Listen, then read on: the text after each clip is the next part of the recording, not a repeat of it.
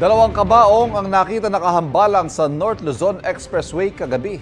Kung paano napunta roon ang mga kabaong, alamin sa unang balita ni James Agustin. Ikinagulat ng mga motorista na dumaraan sa southbound lane ng North Luzon Expressway o NLEX Viaduct. Pasado alas 7 kagabi nang makita ang dalawang kabaong na nakahambalang sa expressway. Kuhang video na ito ng anak ng motoristang si Noel Luartes. Ilang metro lang ang layo sa Pulilan exit. Pauwi na raw sila sa Pulilan galing sa Pampanga. Nagbe-break na yung mga sasakyan tapos po tinitingnan namin bakit ba. Sabi po ng anak ko, may nalaglag dati, mukhang may nalaglag. Tapos so, pagdating ako namin doon sa area na yun, na may ataol na, may kabaong na ho doon. Binidyohan na ho ng anak ko. Ang mga kabaong nalaglag pala mula sa isang closed van. Galing daw mga ito sa Pampanga at i-deliver sana sa Marikina.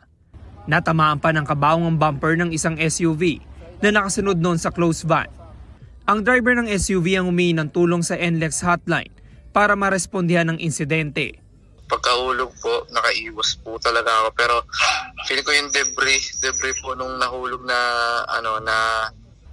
kabaong. Tumama rin sa grill ko kaya po siya nasira.